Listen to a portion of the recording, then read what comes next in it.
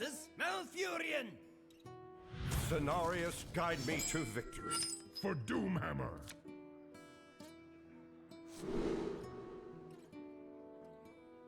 November 2021. Altcoins have been bleeding to Bitcoin since November 2021, really sooner than that.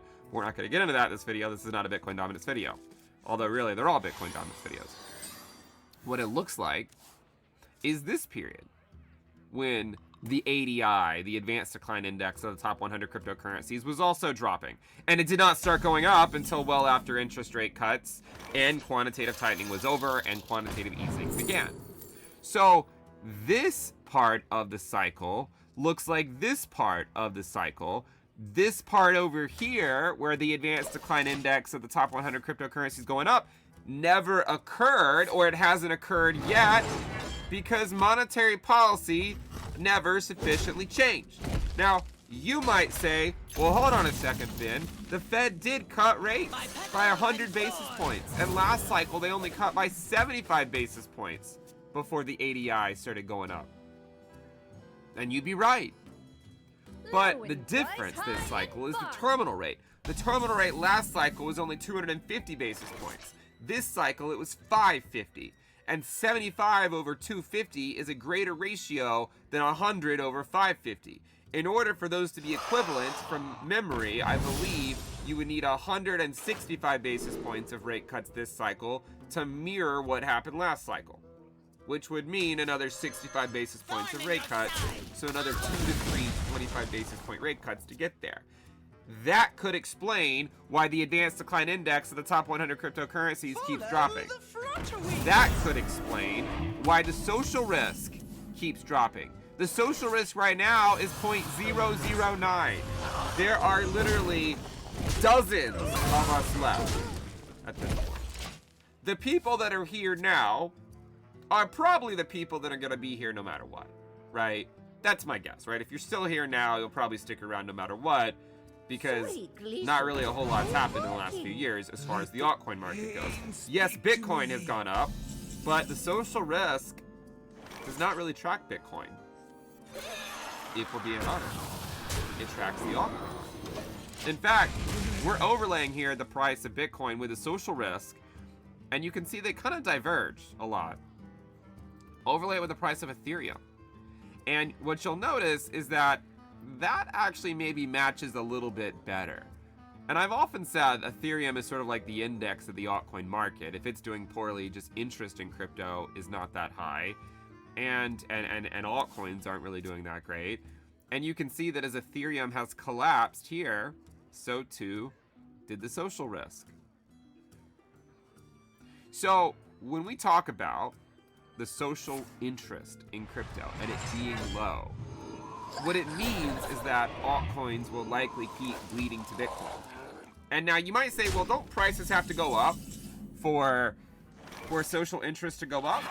That's true, but Bitcoin's been going up for a long time, right? And social interest never really returned. In order for it to take off like this, the altcoin market has to join the party. It can't just be Bitcoin. Because in 2019, when it was just Bitcoin, social risk only went up to the 0.3 to 0.4 risk level.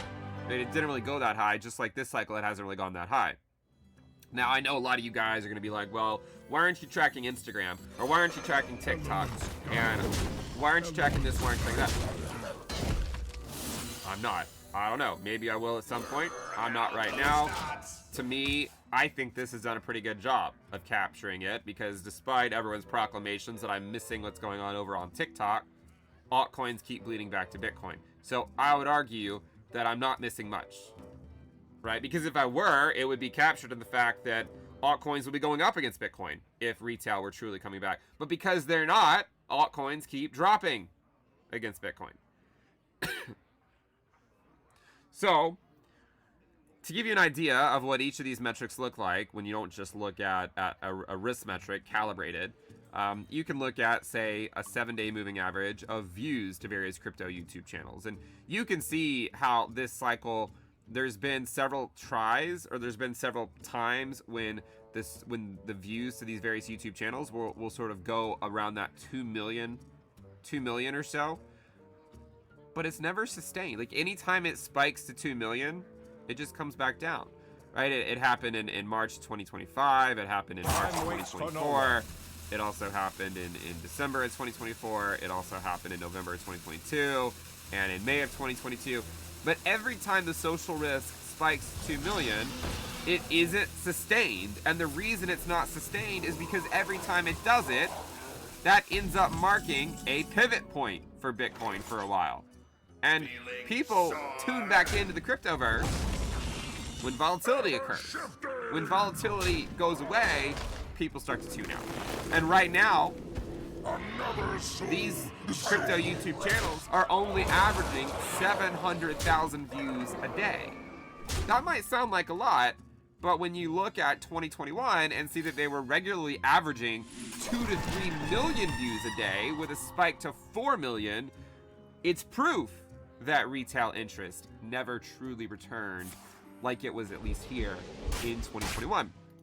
You can look at subscribers to those crypto YouTube channels and see that while there have been a couple of few spikes to 20,000 new subscribers per day to these crypto YouTube channels collectively, last cycle in 2021, we saw them spike to 40,000 and even as high as 60,000, and it was a more durable spike, right? Like we stayed at higher levels longer.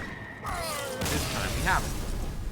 If you look at followers to various analysts on Twitter, what you'll notice is that we are well away from what happened in 2021. We've only seen occasional spikes up to around 20,000 new followers a day.